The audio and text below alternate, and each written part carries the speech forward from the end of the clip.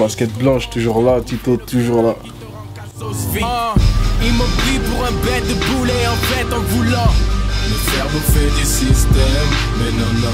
Ils ont cru m'avoir dans leur dîner de con en voulant me faire bouffer, mais j'ai fait semblant d'avaler, Ce titre, bah, t'es la première personne qui me pose cette question. De tous les médias qui m'ont interviewé. Alors que c'est la plus simple. Mais en fait, déjà, faut savoir, ça a deux sens. Le premier sens, mon prénom, c'est Prince. Mon vrai prénom, c'est Prince. Donc, Prince dans un HLM. Et le deuxième sens, c'est que en général, on nous prend pour des gens sans valeur, sans truc. Donc, je voulais jouer là-dessus. Un prince, c'est quelqu'un qui a des principes et qui arrive avec... qui mène une guerre, justement, pour son peuple, tu vois. Et moi, c'est ça, dans la guerre des pensées, le rap, c'est un peu ça. La musique, j'installe mes pensées, tu vois, et dans mon combat, un prince, quelque chose de valeur, dans un HLM, un endroit pourri, là où on ne l'attend pas.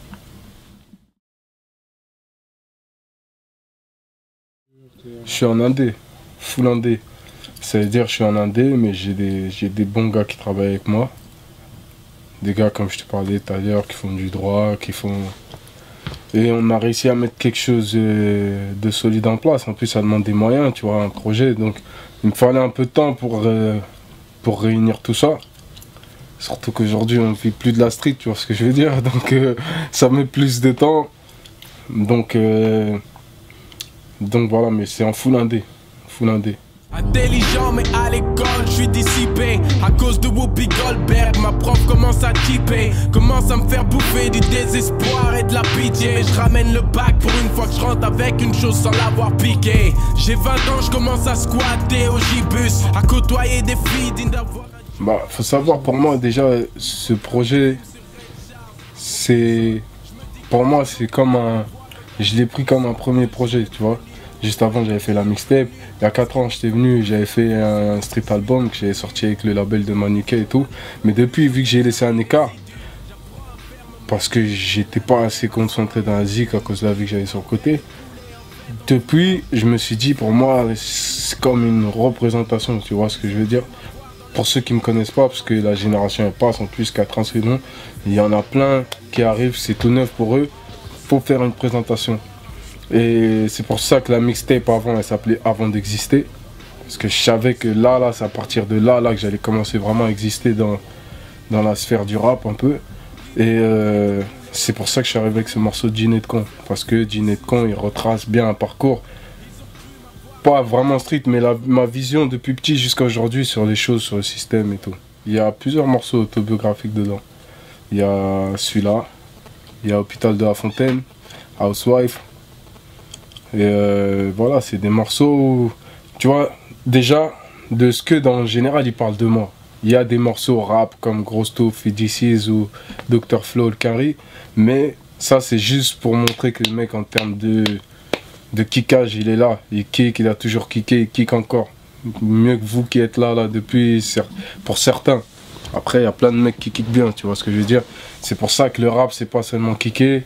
Moi, pour moi, je me disais qu'il faut arriver avec des morceaux qui te présentent, qui montrent ta vision des choses, ta façon de penser, c'est ça la musique en fait.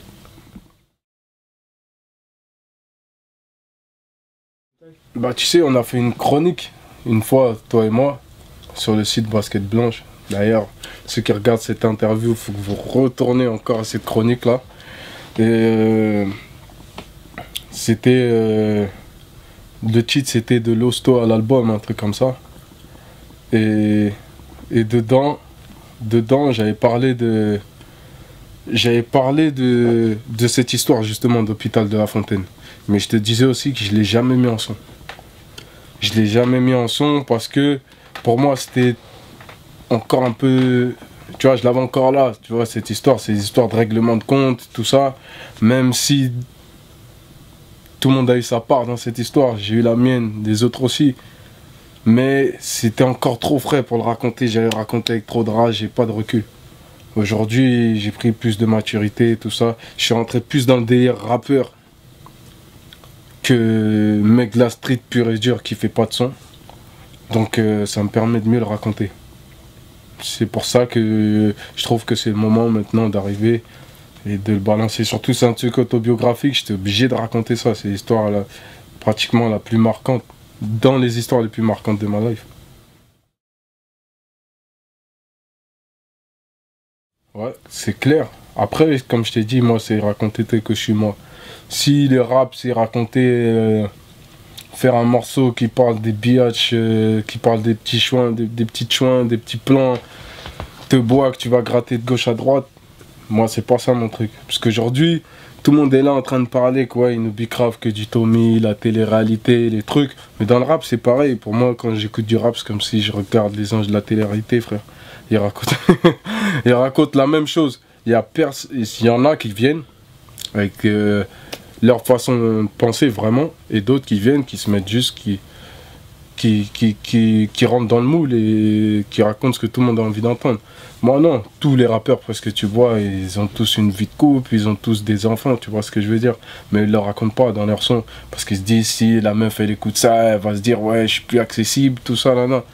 Moi rien à voir, les gens ils aiment bien quand t'es authentique, quand t'es vrai avec eux. C'est pour ça que... Et en plus, Housewife, c'est un morceau où je parle de ma vie de couple, mais pas seulement comme ça, je parle pas des pommiers et tout, des pommes d'amour et tout. Je parle vraiment de le vécu que j'ai eu avec cette personne, tu vois.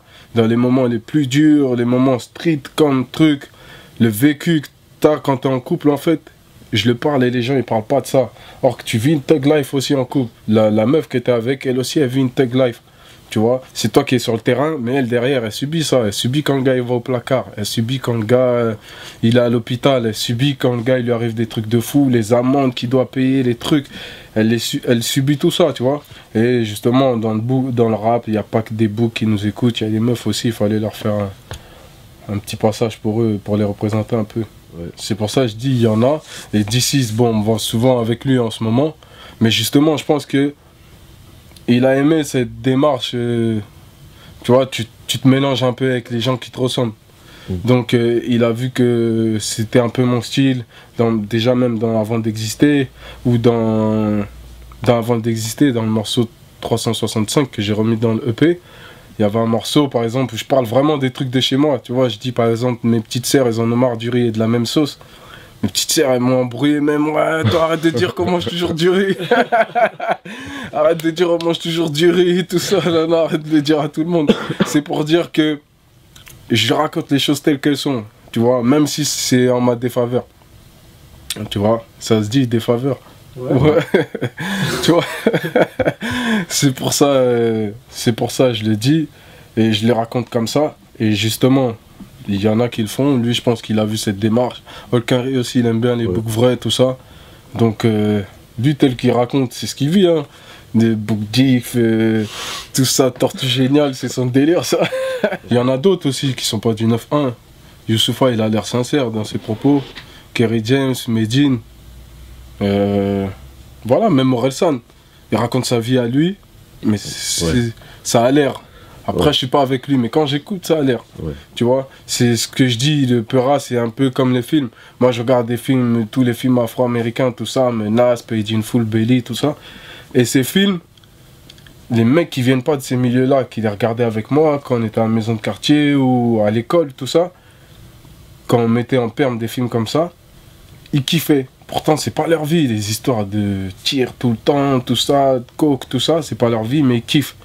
Parce que c'est bien raconté.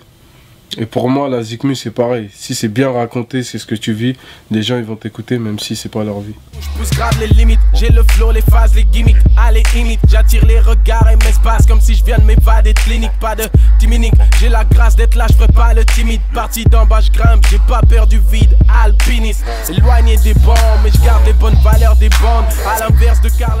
Bah, d'ici, en fait, ça s'est fait naturellement. Parce que lui, comme tu vois, c'est un mec un peu simple. Hein. Il s'est dit, vas-y, il voulait inviter un petit peu du neuf dans un Planet Rap. C'était le Planet Rap, son album Extra Lucide. Et voilà, il a contacté un mec qui me connaît. Il a dit, ouais, est-ce que tu penses Tito, il serait chaud pour venir poser? Moi, j'aime bien. Moi, j'ai dit, ouais, moi, direct, il m'a appelé, moi, j'étais chaud. Tu vois, parce que c'est rare dans le milieu de voir un mec qui est haut placé, qui va chercher les mecs d'en bas. tu vois, qu'il a vu sur le net, que ça kick, tout ça, c'est rare. Surtout que tu le connaissais pas avant ça. Je le connaissais pas, c'est la première fois qu'on se voit, tu vois ce que je veux dire. Et de là, on s'est vu, je suis venu à Skyrock, j'ai posé, tout ça. Il y avait Savant des Rimes, NABZ, à ce freestyle. Et lui, DC's. Et voilà, le freestyle s'est bien passé, c'était lourd, tout ça, tout le monde a kiffé. Et de là, on a gardé contact. Il s'est dit, vas-y, j'aime bien comment tu poses, tout ça. J'ai peut-être des prods à te faire écouter, tout ça, je t'envoie. Tu vois si ça t'intéresse et tout. Et en même temps, si tu as besoin de conseils, je suis là. Et voilà, ça s'est fait vraiment comme ça, comme avec Olkinry, tu vois. Olkinry, ça s'est fait naturellement aussi, pareil. Et jusqu'à aujourd'hui, on a un bon terme. Et c'est des mecs, vraiment, ils m'aident, tu vois. Ils vont me dire même, ouais, là, tu devrais prendre un avocat, là, tu devrais avoir ci, là. Tu vois, sur des sujets essentiels dans le game. Que d'autres gens, ils vont pas te dire. Ils vont dire, ah, tu sors ton projet. Ah ouais, vas-y, il sort quand? Mais ils vont pas te dire. Ils vont te dire, lourd, ce que tu fais, il sort quand le G-Pro? Ils vont pas t'expliquer comment on sort un projet derrière administrativement, tu vois. Et ça, c'est important, parce que tu peux faire de la qualité si tu n'arrives pas à avoir de la com, si tu n'as pas des sites et tout ça qui sont là pour te faire des interviews comme on fait, ou pour te diffuser en radio, en télé, t'es mort. Et tout ça, faut connaître les rouages, et ces mecs-là, ils sont là, ils te les expliquent. Ils n'ont pas peur de te les expliquer, même que tu prennes de l'ampleur. C'est ça, en France, les gens, ils ont un peu peur, parce qu'ils se disent, oh, le mec, il est chaud, si je lui donne le filon, il va grimper, je vais dégager. Alors que c'est pas ça. Au State, Lil Wayne n'a pas peur de faire monter Drake. Eminem n'a pas peur de faire monter Kendrick Lamar avec Dre, tout ça. Surtout qu'ils mangent dessus en plus. Donc ils mangent même pas sur moi, tu vois ce que je veux dire, mais ils le font quand même, ce coup de main. C'est là que tu ressens des mecs vrais et qu'à chaque fois j'en parle dans les interviews ou quoi, parce que voilà, c'est des mecs vrais. Et donc j'ai posé sur Dr Flow là. Vu la prod comme elle était, je voyais que je pouvais kicker rapidement dessus. J'ai dit le titre ça va être Dr Flow. Je l'ai enregistré mes parties. Et après j'ai envoyé à Olkinry comme je l'invite sur tous mes projets. Et lui aussi en général il m'invite. Et donc là je l'ai appelé, il a écouté le morceau, il a dit oh là là c'est quoi tes couplets gros, doucement. Tout ça, non mais vas-y on va aller, on va poser. Et 3000 j'ai fait écouter après l'Olympia, parce qu'on se voyait aussi, comme il a fait la première partie aussi. On se voyait, il a écouté, il a dit oh, trop lourd, je vais kicker dessus, tout ça. J'ai dit vas-y, place-toi, place-toi. Et ça donne ce morceau-là, Dr Flow.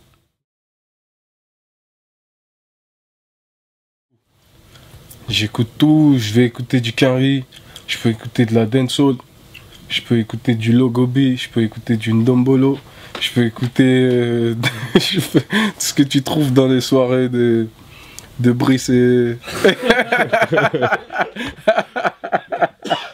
Livs. Mais voilà, en gros, tu vois, moi j'écoute un peu tout ça. On a grandi ici, un peu dans les soirées, toutes les musiques différentes. Dans des cités, il y a toutes les origines, toutes les musiques différentes, donc j'écoute. Et j'ai remarqué dans chaque style de musique qu'il y a des flows adaptés. Et j'écoute un peu tout et ça me permet de faire un flow à moi en fait. C'est ça.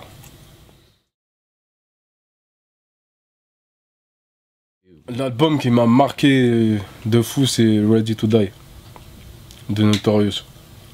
En rap, c'est l'album que voilà, m'a mis des tartes. En plus, c'est un petit peu le même procédé. Tu vois, ils sont arrivés, ils savaient pas qu'ils allaient tout bousiller comme ça.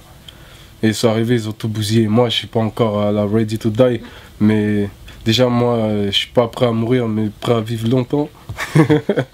Donc, voilà, moi, j'arrive dans cette optique-là, en fait. Donc ça, c'est vraiment un album qui m'a parlé.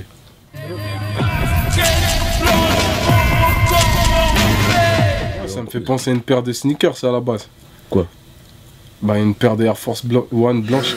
Il lâche pas la Il lâche pas. Non, mais c'est vrai, ça me fait penser à ça direct. Basket blanche. Mais c'est le logo ou pas? La paire de. Mais ça me fait penser aux paires classiques, moi. Les Air Force One blanches classiques, les basses. Voilà. Album, c'est-à-dire je prépare album pour la suite. Là pour moi c'est un début, c'est un bon début.